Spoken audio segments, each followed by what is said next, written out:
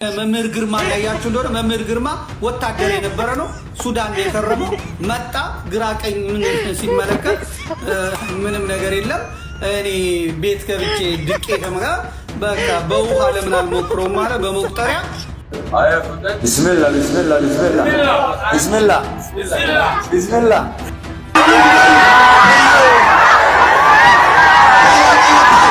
ይህ ቪዲዮ ሳየው በጣም ነው የደነገጥኩት። ጸበል ልትጠመቁ ስትሄዱ በቤት ውስጥ መንፈስ ይቀራል። የማትጮሁት ለዛ ነው። እናም እኔ የማንንም የሃይማኖት አባት አልተሳደብኩም። እኔ የሃይማኖት አባቶችን ትክክለኞቹን አልሰደብኩባችሁም። ጦረኛ ማለት ዚሚ ወይም ሙዓሃድ ያልሆነ ነው። ጂዚያ እየከፈለ የሚኖር ወይም ደግሞ አሁን በጣም ነው የማመሰግነው ክፎይ በአንተን ቪዲዮ ምናምን በማየት ወደ ኦርቶዶክስ ተመልሻለሁ። ልጄንም አስጠምቄ አሁን ወደ ኦርቶዶክስ ተመልሼ።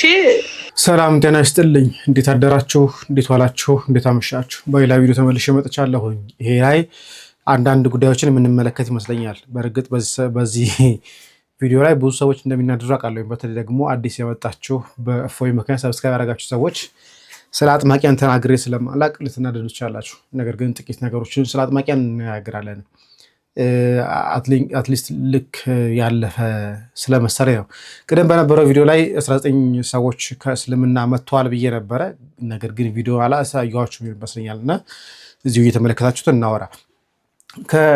የአህዛቡን ቪዲዮ አንድ ቪዲዮ አምጥቻለሁ። በተለይ ቤተክርስቲያኒቷ ላይ ክርስትናው ላይ ኢትዮጵያ ላይ የታወጀውን የሞት አዋጅ የሚናገር ነው። ከዚህ በፊት ቴሌግራም ላይ ለቅላችኋለሁ ብያችሁ ቴሌግራም ላይ ለቅላችሁ ነበረ። ነገር ግን አላያችሁትም ይመስለኛል። ቴሌግራም ላይ ያለው ቪዲዮ እርግጠኛ አይደለሁኝም ማየታችሁ አለማየታችሁ እና ብትመለከቱት ጥሩ ነው። ዘመድኩና አንዳንድ ነገሮች ደግሞ ከእስልምና ጋር የሚነሱ ነገሮችን የምናይ ነው የሚሆነው። ከዛ በተጨማሪ የግርማ ፍሬዎችን እንመለከት ይሆናል።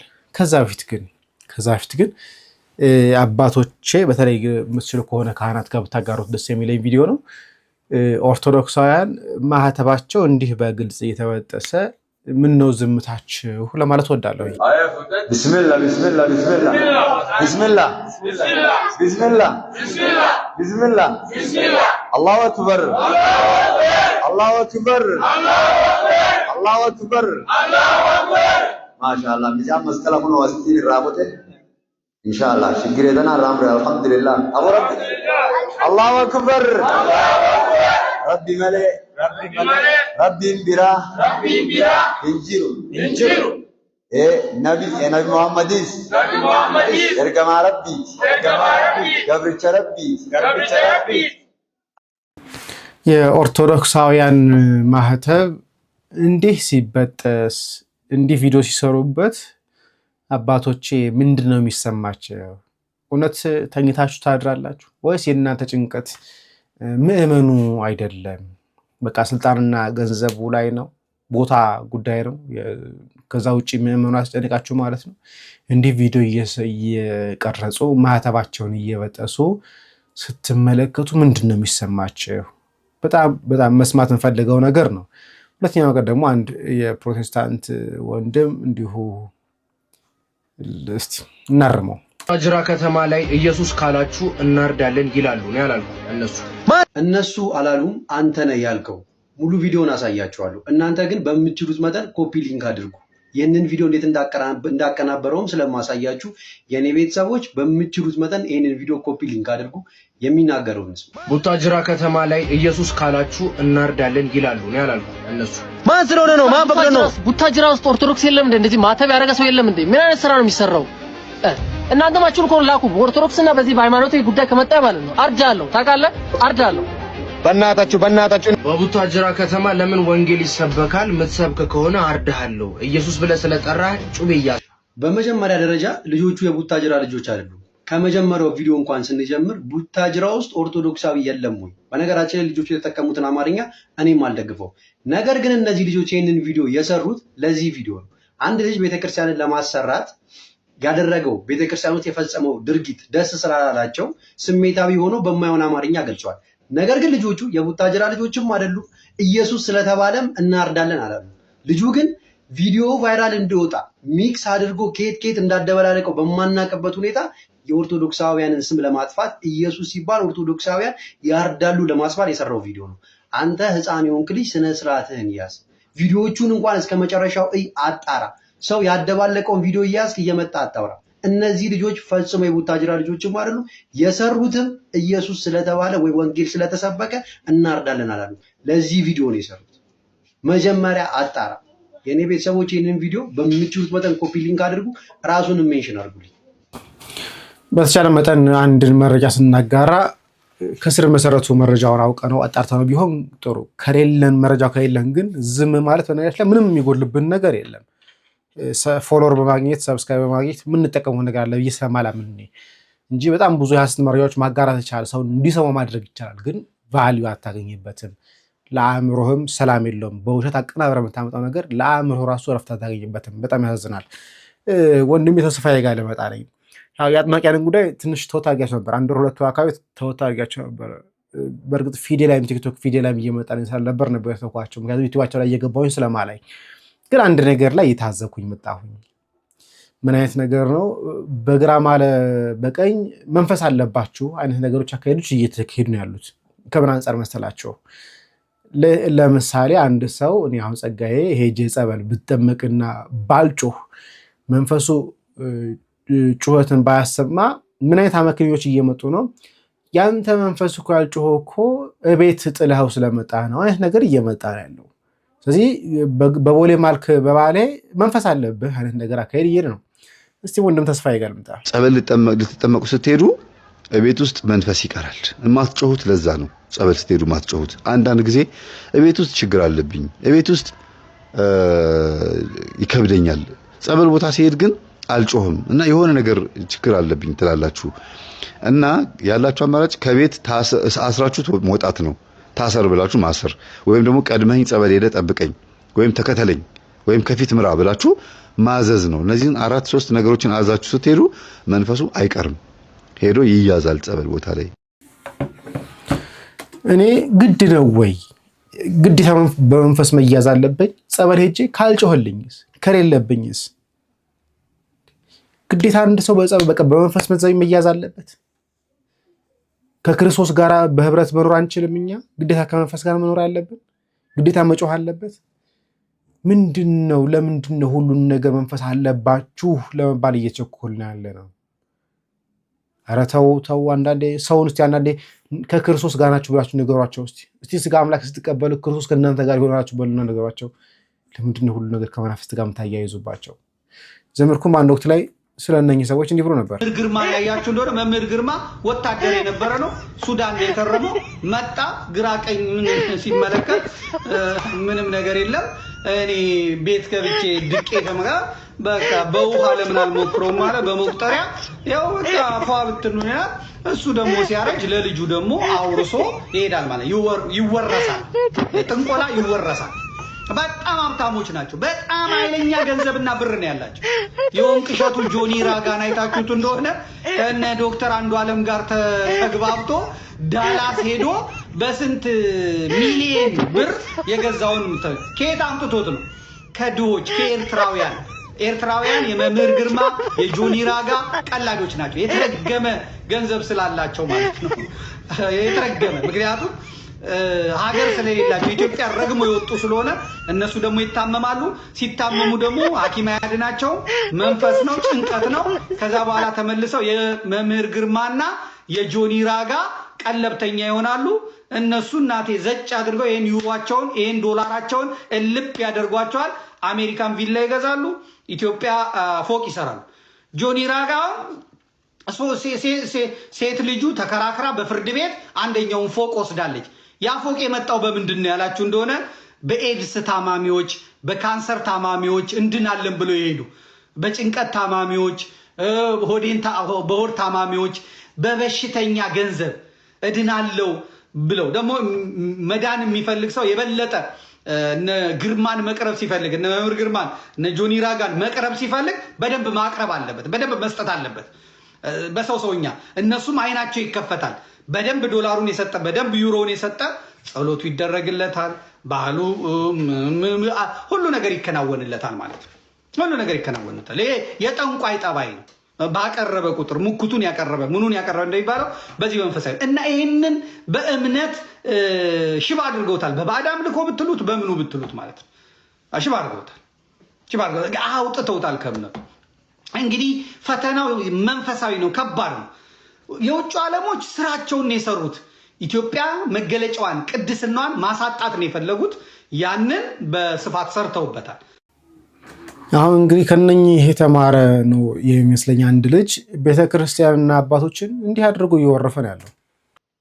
እኔ የማንንም የሃይማኖት አባት አልተሳደብኩም። እኔ የሃይማኖት አባቶችን ትክክለኞቹን አልሰደብኩባችሁም። ገመና ወጣ ብላችሁ ግን አትንጨርጨሩ። ቤተክርስቲያን ጠፍታለች ወይ? አዎ ጠፍታለች፣ ወድማለች። ንግድ ጣቢያ ነው የሆነ። ለምንድን ነው እውነት ሲነገር የሚያንጨረጭራችሁ? እያንዳንዱ በጥቅም ሰንሰለት ተሳስረህ ጥቅም አንዱ ሲነካ ሌላው የሚብላላ እኮ በጥቅም ሰንሰለት ስለተሳሰራችሁ ብቻ ነው፣ ሌላ ነገር አይደለም። በከተማ ስንት ጠንቋይ ነው በባህል ሐኪም ስም የተቀመጠ። ቤተክርስቲያን ምዕመኑ ጠፍቷል፣ አይምሮውን አጥቷል ስንል አባቶቻችን ተሰደቡብን። መርጌታ ከሌ ብሎ ጠንቋይ እየተቀመጠ ጥንቆላ ነው እንዲህ አባቶቻችሁ የመርጌታ ስሩ ጥንቆላ ነው? የባህል ሐኪም ነው? የባህል ሐኪም ለሚሰራ ነው መርጌታ ብላ ቤተክርስቲያን ማድረግ የምትሰጥ አስመሳዩላ። እኔ እንዳንተ ድስት ያክል ቆብጭኖ የመጣውን ሁላ በፖለቲካ እርዳታና በአመጽ በዘረኝነት ካራና ቆንጨራ አስዞ ሰላማዊ ሰልፍ አስወጥቶ አምጾ በቋንቋና በዘር ተቧርኖ የተሾመውን ሁላ ብፁዕ ብዬ ልጠራልህ አልችልም። አስመሳዩላ ቤተክርስቲያንን ለካቶሊክ አሳልፈ ሰተ ለማንም አሳልፈ ሰተ ስለ ሃይማኖት አባት ልትከራከር እናንተ እስኪ በእግዚአብሔር ዘንድ እናንተ ጽደቁኝ አንኮነን። እስኪ ቤተክርስቲያኒቱን እንደው ጥለንላችሁ ወተናል። ታቦቱን እንደው ምንም አታረጉት፣ ግድግዳውንም ምንም አታረጉት። የሚሸጥ ንብረት የለማ። በወቅቱ ተሽጦ ተዘርፋ ተጨርሳለች። የወርቅ ታቦት የብር ዕቃ የለ እንደ ድሮ። ምን ታረጉታላችሁ? ዳኛ ሲመጣ እንመለሳለን። እስከዛ ግን አግሩበት ዛራሙላ። እንግዲህ ሃይማኖትና የሃይማኖት አባት ተቆርቋሪ ከሆናችሁ ማንም መጥቶ ጳጳስ ነኝ ብሎ በወር 20 ሺህ ብር የቤተክርስቲያንን ብር እየበላ ክደት ሲሰብክባት የት ነበራችሁ? አህያ ይበላል ሲል ሪያ ይበላል ሲል የካቶሊክን አስተምሮ አምጥቶ እነ ገላውዲዮስ አጼ ገላውዲዮስ በ22 ዓመቱ ተከራክሮ የመለሰውን የካቶሊክ አስተምሮ እሁድ ቅዳሜ ስራ ይሰራ ሰንበት ቀዳሚ ሰንበት ትሻርና ያሳማ ስጋ ይበላ የሚለውን አስተምሮ አንድ አጼ ገላውዲዮስ በ22 ዓመቱ ተከራክሮ የረተውን ዛሬ በወር 20 ሺህ ብር እየበላ ከቤተክርስቲያን በልመና የሚገኝን ብር ክደት የሚያስተምርባት ጳጳስ ነኝ የሚል አካል የለም እንዴ? ከመናፍቃን ጋር ተደብልቆ ቤተክርስቲያን ከአንግሊካን ቸርች ጋር አንድ ሆነናል፣ አንድ ላይ እናመልካለን ሲያስፈልባት የነበረ ፓስተሩን አስገብቶ ቤተክርስቲያናችን ላይ ጳጳስ አይደለም? አስመሳዩላ። እናንተ ጽደቁ፣ እኛ እንኮነን ሰዎችን በመሳደብ። እኛ በጉልበት የሚሾም አባት የለንም። ኑፋቄ የሚሰብክ የሃይማኖት አባት የለንም። በፖለቲካ ጉልበት በድርድር የተሾመን ጳጳስ የለንም። እዚያው ራሳችሁን ቻሉ። ስንናገር ግን አትምጡብን። አሁንም ሪፖርት አድርጋችሁ ማስነሳት ትችላላችሁ። የጉልበተኛ ተባባሪ የጠንቋይ ተባባሪ ናችሁ እንዴ? የመናፍቅ ተባባሪ የቤተክርስቲያን የአጥፊዎች ተባባሪ ናችሁ? የኛን ቪዲዮ እንደዚህ እያደረጋችሁ እንግዲህ አትናገሩም፣ አጮሁም ስለ ቤተክርስቲያን የምትቆረቆሩ ሆነ። ባለፈው ቤተክርስቲያኒቱ በጥንቆላ ተፈታች፣ ምዕመኑን አሳበዱት፣ በጥንቆላ አሰደዱት ስል አባቶቻችን ተሳደብክ ብለው ቪዲዮዬን ሪፖርት አድርገው አስነሱት። የእናንተ አባቶች ጠንቋይ ናቸው እንዴ? አባቶቻችሁ ጥንቆላ ነው የሚሰሩ የእናንተ አባቶች? ቪዲዮዬን ሪፖርት አድርጋችሁ ያስነሳችሁ፣ ቪዲዮዬን እንዲነሳ ያደረጋችሁት ከቲክቶክ አባቶቻችሁ ጠንቋይ ናቸው እንዴ? አባቶቻችን የሃይማኖት አባቶቻችን ተሳደበ ብላችሁ ያስነሳችሁብኝ ጠንቋይ አባት አላችሁ? አዎ፣ አሁንም በቤተ ክርስቲያን በጥንቆላ ተፈታለች። ምዕመኑ በጥንቆላ ተፈቷል። 30 የበሽታ አይነት ዘርዝሮ መርጌታ እከሌ የባህል ሐኪም ብሎ ከተማ ላይ የተቀመጠው ጠንቋይ ስንት ነው? የባህል ሐኪም ከመቼ ጀምሮ ነው መርጌታ ተብሎ የሚጠራ? ሲጀመር ማለት ነው። መርጌታ የሚለው ቃል እኮ መሪ፣ ጌታ፣ ሊቅ፣ ተርጓሚ፣ ጻፊ፣ አስተዳዳሪ ማለት እኮ ነው። አባቶቻችን ሊቃውንት ሲጠሩበት የነበረው ቤተክርስቲያኒቱ ከ10 ዓመት እስከ 20 ዓመት እድሜያቸውን ጨርሰው በራብ በጥም ደረቅ ኮቸሮ በልተው ከፍተኛ የትምህርት ደረጃ ላይ ለደረሱ ልጆቿ የምትሰጠው የማዕረግ ስም ነው መርጌታ ማለት። መሪጌታ ማለት መርጌታ ከሌ የባህል ሐኪም ብሎ ጠንቋይ ከተማ ላይ ስንት ጥንቆላ ቤት ነው የከፈተ በባህል ሐኪም ስም 30 በሽታ አንድ ሰው የሚፈውስ ከሆነ ጤና ጣቢያው ምንድነው የሚሰራ? መንግስት ለምን ነው በጀት የሚበጀት ለጤና ጣቢያዎች? ጤና ሚኒስቴር ተብዬው የጤና ተቋም ተብዬዎቹ አንድ ጠንቋይ 30 በሽታ ዘርዝሮ የባህል ሐኪም ነኝ ብሎ ሲመጣ አንድ ታማሚ መርምረው ሰጥተው ይሄን ከፈወስከው ማረጋገጫ እውቅና ፈቃድ እንሰጣለን ብለው ፈትነው አይደለም የሰጡት። እሺ እዚህ ጋር ነው በጣም እንዳያሰለቸን እኔ አሁንም ቢሆን አንድ ጥያቄ ልጠይቃችሁ። መሪጌታ ነኝ ብሎ የባህል ሕክምና ሲከፍት ምን አደረግክ አንተ? አጋለጥከው? በፖሊስ አሳስከው? ወይስ ሄደህ ተመርምረህ እንደማይፈውስ አረጋግጠህ ነገርከው? ምንድን ነው ያደረግከው? ነው ወይስ ገና ለገና ፌስቡክ የሆነ ፌስቡክ ግሩፕ መሪጌታ ገሌ ገሌ የሚል ነገር ስላየህ ትክክለኛ መሪጌታ መሰለህ? ወይስ ደግሞ አንዳንድ ይህን ግርማ ተከታዮች ቲክቶክ ላይ ሲሞግቱ እንደመሰማቸው ቴሌግራም ላይ በጣም ብዙ መሪጌታ የሚል አይቻለሁ። ታዲያ መሪጌታ አለና ያ ሰው መሪጌታ ነው ማለት ነው? እኔ ዛሬ ኦርቶዶክሳዊ መጽሐፍትና ጽሁፎች የሚለውን ግሩፔን ለአንድ ሰው ቢሸጠው ነገ መሪጌታ ገሌ ገሌ ብሎ ቢከፍትበትና ሰዎች የሚያጨረብርበት ያ ቻናል የመሪጌታ ነው ማለት ነው? ወይ ደግሞ እኔ ዛሬ ተነስቼ ሪኔም ባደረገውና መሪጌታ ገሌ ገሌ ብል ወይ መሪጌታ ጸጋዬ ብዬ ብጽፍ መሪጌታ ነኝ ማለት ነው? መሪጌታ ያደርገኛል ነው? ወይስ ሄዳችሁ አይታችሁ ለማዘጋት ሞክራችሁ? ወይ ደግሞ ሄዳችሁ መርምራችሁ ያ ሰው በእርግጥም የቤተክርስቲያን አገልጋይ መሆናችሁ ፈተናችሁ? በምን አወቃችሁ? በቃ አንድ ሰው መሪጌታ ገሌ ገሌ ስላለ ትክክለኛ ቅጥረኛ ቤተክርስቲያን ያስተማረችው የቤተክርስቲያን ፍሬ መሆኑ በምን አረጋገጣችሁ? መረምራችሁ? ወይስ በቃ መሪጌታ ስለሚል ብቻ ሁሉም መሪጌቶች የቤተ አገልጋይ ናቸው ማለት ነው? መሪጌታ ተብሎ እኮ መናፍቃን እኮ አሉ። እነ ጽጌ ስጦታ መናፍቃን ናቸው። ስለዚህ እሱ መሪጌታ ስለሚባል የቤተ አገልጋይ ነው ልንለው ነው?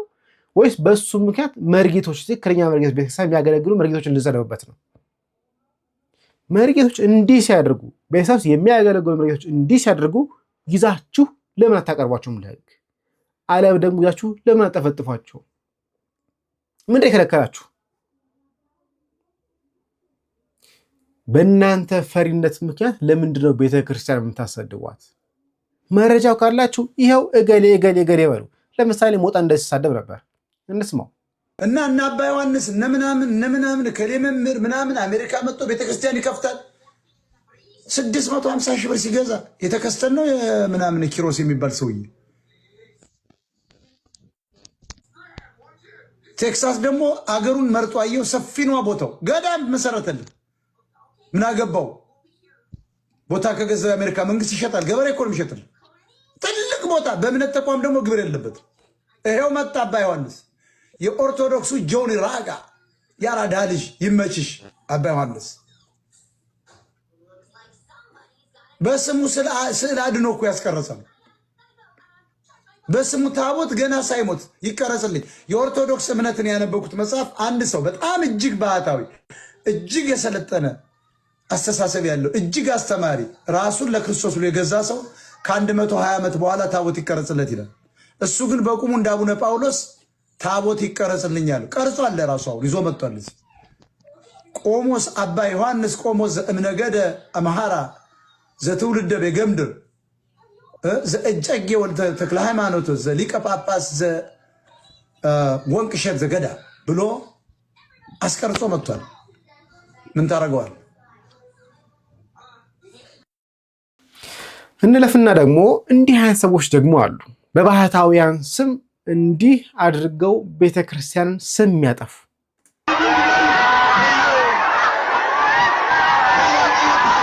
ይህን ቪዲዮ ሳየው በጣም ነው የደነገጥኩት መጀመሪያ ላይ። ምክንያቱም የሆነ ሰው ሞቶ ወይም ደግሞ የሆነ አደጋ ደርሶ ነበር የመሰለኝ የሰዎቹ ጩኸት።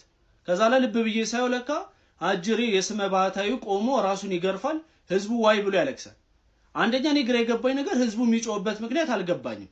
ስለ ኃጢአታቸው ከሆነ ስለ ኃጢአት የሚጮህበትና የሚለቀስበት ራሱን የቻለ ስርዓት አለ። ይሄ ደግሞ ጀለስ ደግሞ እያደረገ ያለው ስለ ህዝቡ ኃጢአት ከሆነ ራሱን እየቀጣ ያለው ይሄ ስርዓተ ቤተክርስቲያን አይደለም። ራሱንም ደግሞ ስለበደለው ከሆነ እየቀጣ ያለው ደግሞ ቅዱሳኑ እንደዚህ አድርገው አያውቁ። ሰው በማያቸው ቦታ ውዳሴ ከንቱ ባልሆነበት ቦታ ላይ ከሰው ተሸሽገው በአምላካቸው ፊት ሆነው ሰውነታቸውን ያጎሳቁላሉ፣ ሰውነታቸውን ይቀጣሉ። ይሄ ያለ ነው። ነገር ግን በአደባባይ እንደዚህ አይነት ነገር የለም። ይህን ሰው እንደምታውቁት ካልተሳሳትኩ በኦሮሚያ ክልል ውስጥ እንግዲህ የሚገኝ ነው። አንድ ቤተክርስቲያን ላይ አውደ ምሕረቱ ላይ ቆሞ የምሕረት ቦታ የሆነ ቦታ ላይ ቆሞ እንዲህ አይነት ነውሮችን ይሰራል። ባቴ ነኝ ይላል። ከእንደገና ጸጉሩን ቁጥርጥር ይሰራል ምናምን። ይህ እሱ ጉዳይ ነው።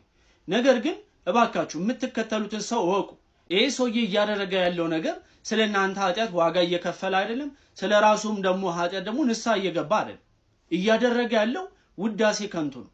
እንዲታይ ነው። ጎበዝ እንዲባለው፣ ጻድቅ እንዲባለው፣ አባገሌ በቅተዋል እንዲባለው፣ ከዛ ውጭ አይደለም። ስለዚህ ውዳሴ ከንቱንና ቅድስና አለዩ።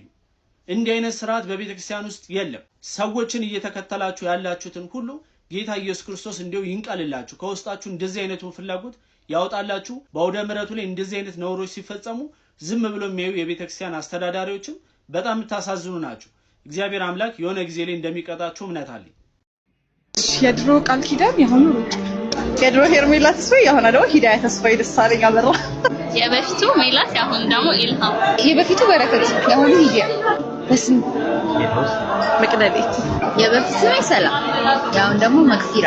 ትዕግስት ነበረ ሰብሪና 6 ከሰለም 23 ዓመት ወደ 3 ዓመት ሆነኛል ገና 8። ስለዚህ ቁርአንንም ሳነብ ስላላህ የሚያገኙዋቸው ነገሮች ትንሽ አስቸጋሪ ሆነብኝ። ከሰዎችም ከጋኒኖችም ብዙዎችን በእርግጥ ለገሃነም ፈጠርን ይላል። ስለዚህ ብዙዎችን ለገሃነም ከፈጠረ ገሃነም ከተፈጠሩት መካከል እኔ አለመሆኔን በምን አውቃለሁ? ይሄን ጥያቄ ነበር። እንዴትስ አንድ ሰው ኃጢአት ሳይሰራ ገና ሲፈጠር ለገሃነም እንዴት ሊፈጠር ይችላል? ነገር ግን ከጅኒዎችም ከሰዎችም ብዙዎችን የተሰበሰበ ሆነው ገሃነምን እሞላለሁ በማለት ቃሉትን ተረጋግጧል ይላል። ቁርአን ላይ ነው። ቁርአን ላይ ሱራ 32 ቁጥር 13 ላይ። ስለዚህ ያነበብኩት ሁለተኛው ክፍል ይሄ ነበር። የመጀመሪያው ሱራ 7 179 ላይ ነበር። ሁለተኛ ያነበብኩት የቁርአን ክፍል 32 13 አካባቢ ያለው ነው። ብፈልግ ለሰዎች ሂዳን ወይም ደግሞ ምሪትን በሰጠኋቸው ነበር። ግን ለገሃነም ቃል ኪዳን ገብቻለሁ። ለምን? አብዛኞቹን ወይም ብዙዎቹን ከጋኒንም ከሰዎችም ወይም ጋኒን ማለት በአረበኛ ጅኒ ማለት ነው።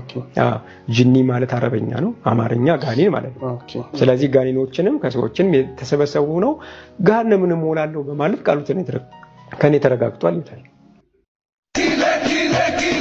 هذا النور جاي عليكي هذا النور جاي عليكي واحنا شباب مسيحيه واحنا شباب مسيحيه والواحد يسوى 100 والواحد يسوى 100 እናመሰግናለን ወንድማችን ስላዘጋጀልን ስላቀረብክልን እናመሰግናለን። እግዚአብሔር ይስጥልን። ስለዚህ ወደ እስልምናው እየገባሁኝ እንደሆነ ምልክት ነው። እስቲ እርስ በርሳቸው ጋር ያለውን ነገር እንመለከትና ወደ ፎይና የታወጀብን ወዳለው ወደ ጂሃድ ድምጽ እንገባለን። ይሁዳዎችን ማለት አቅላቸው የተበላሸ መሆኑን ሲናገር ከዛ ብድግ ጋረጉና ወሃቢያዎች የውመል ቂያማ በዲያመና ውስጥ አሁን መላእክት ጅቦት ይመጣል ብለው አቂዳ አድርገው ተረፈ። የሚገርም እኮ ጉር ነው። አይ ባለፈው ብለናል። ሐቂቃ የአይሁዳ ሲነገር ባሻጋሪ አታጣቸውም፣ እዛው ታገኛቸዋለህ ያልኩት ዝም ብለን አይደለም። ወላሂ አንድ ወሃቢ ይሄንቲ ተረጉሞ ይው እንጂ አላህ የውመል ቂያማ ይመጣል በዲያመና ሆኖ በመላእክት ታጅቦ ይልህና በመላእክት አርገውት ዲያመና ውስጥ ካስገቡት በኋላ አመጣጡን አናቅም ይላል። እንደገና ዘለ አለቀ እኮ ያው በዲያመና ከሆነ መላእክት ካጀበው እንግዲህ ሌላ ምን አለ? እንዲህ አይነት ዲያመና እንዲህ አይነት መላእክት አጀባ የሚያስፈልግ ጌታ በጭራሽ ጌታ ሊባልም አይችልም። እና ይሄ የተባለው ለነሱ ይሁዳ ማለት ይሄ እኮ ነው የሚጠብቁት፣ ይሄንን ነው። ይሄ ደግሞ የሚሆን ነገር አይደለም። እንዲህ አይነት ጌታ የለም። خالق السماوات والارض አቅጣጫም ቦታም የማያስፈልገው ሰዎች መቅጣት ሲፈልግ በላ መጥቶ በዛ በበላ የሚያጠፋቸው ነው እንጂ ተብሎ ሲነገር ነው ከተባለም ይሄ ለአይሁዳዎች ነው። በዚህ የአላህን ሲፋ ሰብታለሁ ካልክ ያው የይሁዳ ተከታይ ነህ ነው የምትለው።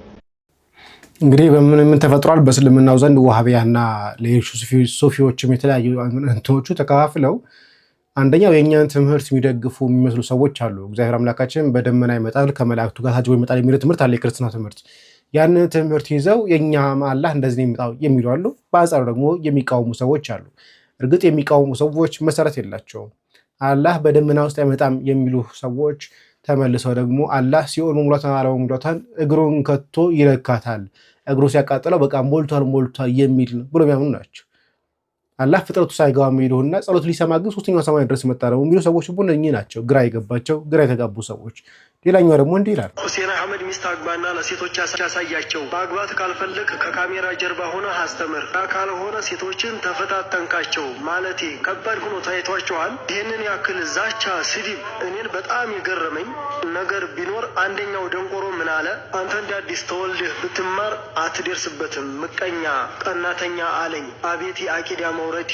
ከመጣህብኝማ ልክ ልኩን እነግርሃለሁ ወዳጄ። አይደለም ለእዚህ ድሩዬ ጸጉሩን አበላልጦ ለሚቆረጥ ጺሙን ራሱ ልጅ ለመምሰል የሚያሳጥር በሱና ስም ለሚነግድ ተወውና በእነዛ በታላላቅ ዓሊሞች እነ ሻህ ሙቅቢል እነ ሻህ ፈውዛን ወዘተራ ሁም በዘመናችን የመን ላይ ያለው ጀግና ሻህ ያህያ ሐጆሪ እዚሁ ሀገራችን ውስጥ ሼህ ያህያ ሐጆሪ ደረሳ፣ ወንድማችን አቡ ኒብራስ ሙስጠፋ፣ ሌሎችም የሱና ወንድሞች እንዲሁም የሱና ዑለሞች ወላሂ አልቀናባቸውም፣ አልመቀኛቸውም፣ አከብራቸዋለሁ። ለአላህ ብዬ እወዳቸዋለሁ። ሁሴን አህመድ በሱና ላይ አላጋጭ ነው። እውነቱን ልንገርህ፣ አበላሉ ራሱ የሚያስጠላ እንዲህ ህፃን ልጅ ማንኪያ የሚነክስ ፈትዋ ይሰጣል ይባላል። እውነት ዒልም ኖሮት ነው? በጎጉል ላይ ሐዲስና የዑለሞቹን ንግግር ሰርች እያደረገ እና የኡስታዞችን ሪከርድ እያዳመጠ ነው። ደግሞ በዛም ላይ ብራው መከራ ቁርአን ሐፊዝ ነኝ ብሎ ረሱል ሰለላሁ ዐለይሂ ወሰለም ጋር ልደርስ 36ኛ ላይ ነኝ አለ። ወይ ጉድ! እንግዲህ ከረሱል ሰለላሁ ዐለይሂ ወሰለም ጀምሮ እስከ ሁሴን ድረስ ያለው 36 ትውልድ ነው። ሌላው ቁርአን አያውቅም። እዚህ ደግሞ በሌላ ቪዲዮ እመጣልሃለሁ። አሁን ይበዛብሃል።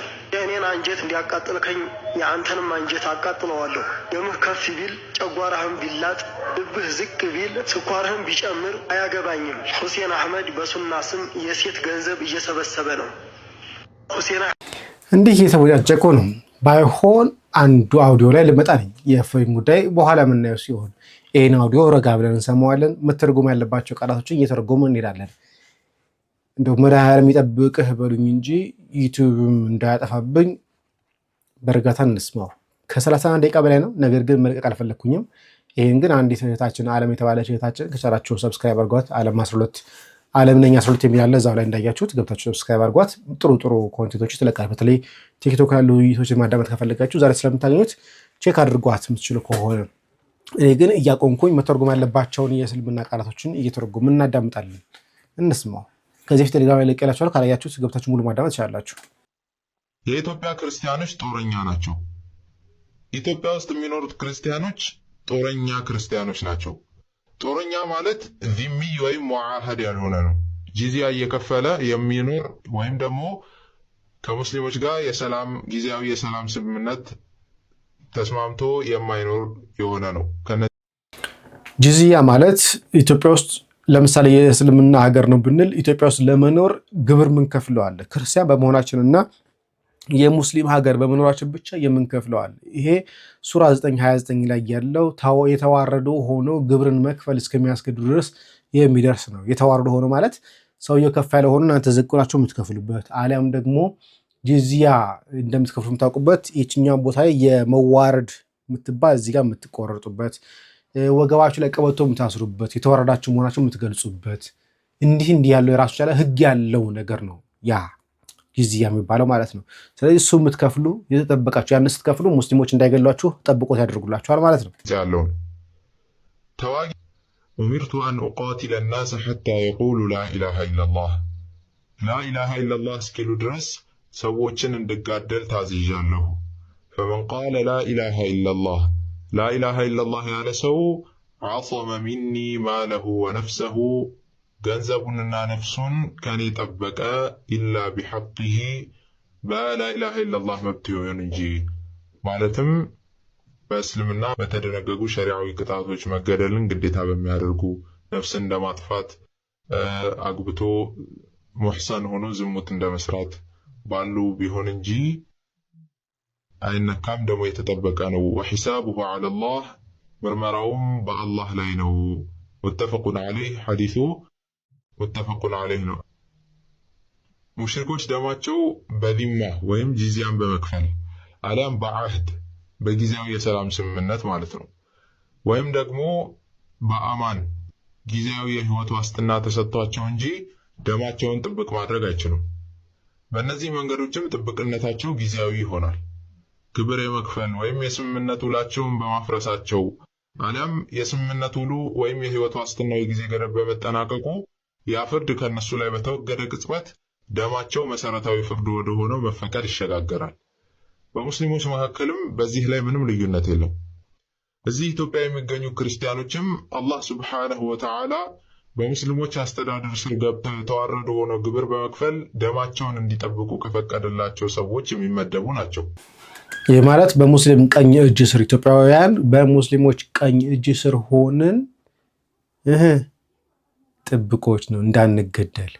አሊያ ግን ከነሱ ጋር የምንዋጋ ከሆነ ግን የሚቀጥለው አላህ ሱብሓነሁ ወተዓላ ሱረቱ ተውባ አንቀጽ 29 ላይ እንዲህ ይላል قاتلوا الذين لا يؤمنون بالله ولا باليوم الآخر ولا يحرمون ما حرم الله ورسوله ولا يدينون دين الحق من الذين أوتوا الكتاب حتى يعطوا الجزية عن يد وهم صاغرون كنزيا مصحفن ከተሰጡት ሰዎች እነዚያም በአላህና በመጨረሻው ቀን የማያምኑትን አላህና መልእክተኛው እርም ያደረጉትንም እርም የማያደርጉትንና እውነተኛውንም ሃይማኖት የማይቀበሉትን እነርሱ የተዋረዱ ሆነው ግብርን በእጆቻቸው እስከሚሰጡ ድረስ ተዋጓቸው።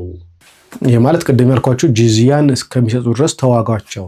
ጂዚያን የተዋረደውን የሚከፈልበትን ግብር የማይከፍሉ ከሆነስ ነው ጥያቄው። ይህንን ካደረጉ ደማቸው ንብረታቸውና ክብራቸው የተጠበቀ ይሆናል።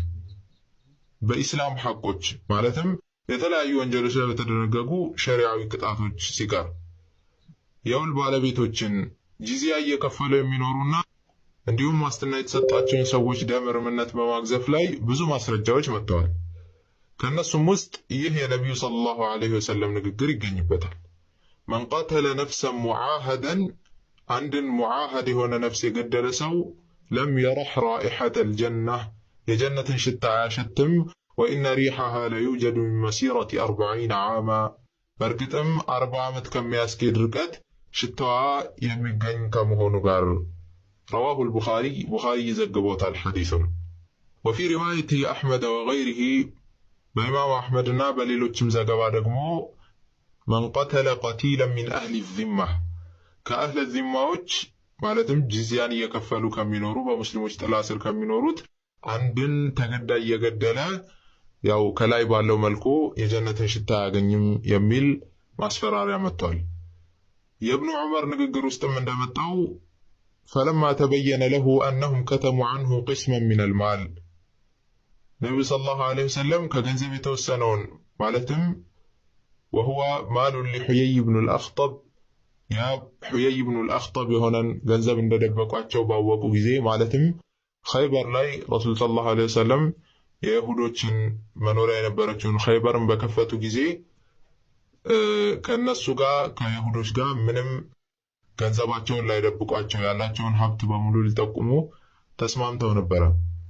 እናም እንደደበቋቸው ባወቁ ጊዜ قتل رسول الله صلى الله عليه وسلم ابن أبي حقيق رسول صلى الله عليه وسلم يا أبو حقيق ሁለት ልጆች ገደሉ وأحدهما زوج صفية بنت حيي بن أخطب አንዳቸው ደግሞ ከነዚህ ከተገደሉት ከሁለቱ አንደኛው የصفية بنت حيي بن أخطب ባል ነበር وسبى رسول الله صلى الله عليه وسلم نساءهم وذراريهم እንዲህ ያለ እንዴት አደረገው ክርስቲያኖች ላይ መግደል እንዳለባቸው ይቀጥላል። እዚህ ጋር ማስቀምጥላችሁ የቴሌግራም ሊንክ አሊያም ደግሞ ዲስክሪፕሽን ላይ ማስቀምጥላችሁ የቴሌግራም ሊንክ አለ። ገብታችሁ እባካችሁ ሙሉና አምጡት። እኔ ዩቲዩብ እንዳይዘጋብኝ ስለምፈራ ይሄን ነገር ላሳልፈው። ታጅማት አንተ እየሰራክ ምናምን መግባት አትችልም። ምዛጋም ምንድነው ወጥ እየሰራክ ምናምን መጠበቅ አለብህ። ልምታሽም ካለ መምታት አለብህ። ፍቺ ለሚባለው ነገር ደግሞ የሚፈቱክ ሸሪያ ፍርድ ቤት ምናምን መሄድ አይጠበቅባቸው። ቁጭ ብሎ ቤት ውስጥ ብቻ 3 ጊዜ ፈትቼሻለሁ ማለት ነው ከነሱ የሚጠበቅባቸው ማለት ነው እንጂ ሸሪያ ፍርድ ቤት ምናምን የሚባል ነገር የለም። ኒካ ስታስር ደግሞ በስምክ ሳይሆን ስሙን ላይ ይቀይሩልካል። ዝም ብለው እንትን አይሉም ማለት ነው። እና አሁን ላላችሁ ደግሞ የወሲብ ላልከው ነገር ደግሞ ማለት እሱ ሙስሊም ነው አውቃለሁ ብሏል። ግን መዋሸት ምናምን አያስፈልግም። እኔ በስነ ስርዓትም አስረድቶኛል። በየትኛውም ሰዓት የትኛውም ጊዜ ላይ የትም ቦታ ቢሆን ማረግ መፍት አለው። ቁርአን ላይም ተጽፏል። በስነ ስርዓት አስረድቶኛል ማለት ነው። እና በቃ ይሄን ልልክ ነው እፎይ። አሁን በጣም ነው የማመሰግነው እፎይ። ያንተን ቪዲዮ ምናምን በማየት ወደ ኦርቶዶክስ ተመልሻለሁ። ልጄንም አስጠምቄ አሁን ወደ ኦርቶዶክስ ተመልሼ እየኖርኩ ነው እና በጣም ነው የማመሰግነው እፎይ። እስከዛሬ አላወቅኩም ነበረ። ያ እንኳንም እግዚአብሔር ረዳሽ። ለዚህ ነው እነሱ ስለሚፈቀድላቸው ነው ታርጌት አድርገው የሚሰሩት፣ ስለሚፈቀድላቸው ነው። ፕላስ ደግሞ ለማምጣትም እንደሚችሉ ስለሚያውቁ ነው። እድሜዋ ከሄደች በኋላ ደግሞ በሴት ቦታ ሴትም መለወጥ እንደሚችል ስለሚያውቁ ነው።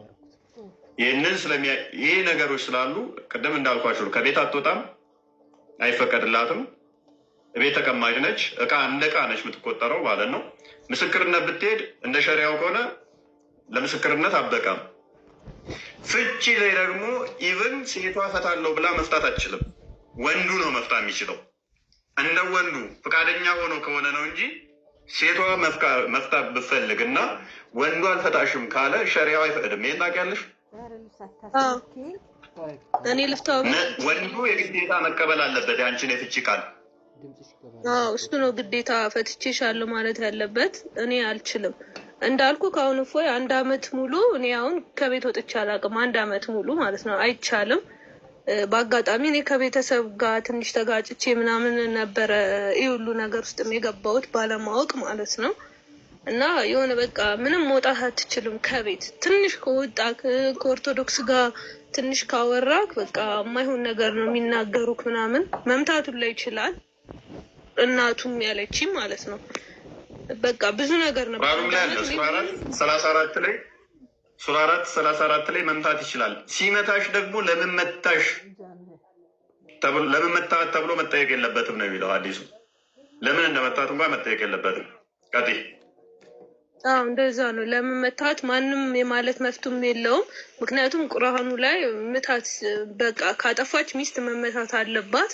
ለምንም በቃ ለምንም አትሆንም ሚስት ማለት ነው። ሰራተኛ እንኳን ክብር አለው ማለት ነው።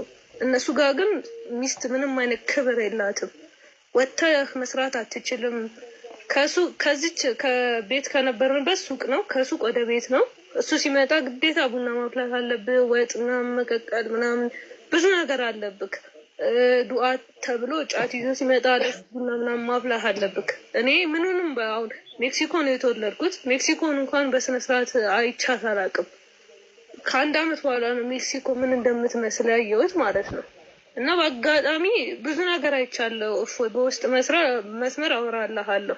አሁን ስለማውራት ስለማልችል ነው። በጣም ብዙ ነገር አይቼ በወለድኩበት ሰዓት ራሱ በጣም ብዙ ነገር ፈተናዎች ገጥሞኝ አይቼ እንዳጋጣሚ ከእናቴ ጋር ተታርቄ እግዚአብሔር የተመሰገነ ይሁን እናቴ ወደ ቤቷ ሰብስባኝ መጥቼ እናቴ ጋር ሆኜ ራሱ በጣም ብዙ ነገር ይላሉ ማለት እዛ ጋር ልጄን ይዤ ስለመጣሁ ገና ለገና በቃ ልጅቷን እሷም ኦርቶዶክስ ያደርጉብኛል ብለን ከእናቴ ጋር እንዳልገናኝ ከለክሉኝ ነበረ። ልጄንም እንደዛው ማለት ነው። ከዛ በአጋጣሚ ነው ወንድሜ እፎይን እዩ ብሎኝ ያንተን ቪዲዮዎች እየላከልኝ በቴሌግራም ያንተን እያየው ነው በቃ ከአንተ ጋር መኖር አልፈልግም። ልጄንም ወሰድኩኝና ጎላ ሚካኤል ልጄን ወደ ኦርቶዶክስ አስጠመቅኳትኝና እሱ ምን አለኝ፣ ለእኔ ልጄ ሞታለች ቀብሬያታለሁ፣ ከዚህ በኋላ ምንም ከኔ ጋር እንትን የለሽም ሲል እኔም የምፈልገው ወደ እምነቴ እስካሁን በቃ አላወኩም። ይብቃን እዚህ ጋር አልኩት። እሺ ተባባልን። እኔም ወደ ቤት የተመለስኩኝ እና ሁሌ ነው ያንተን የምከታተልክ። ስለነሱ እፎይ ላውራ ብል ራሱ ጊዜ የለኝም። በጣም ብዙ ነገሮችን አይቻለሁ።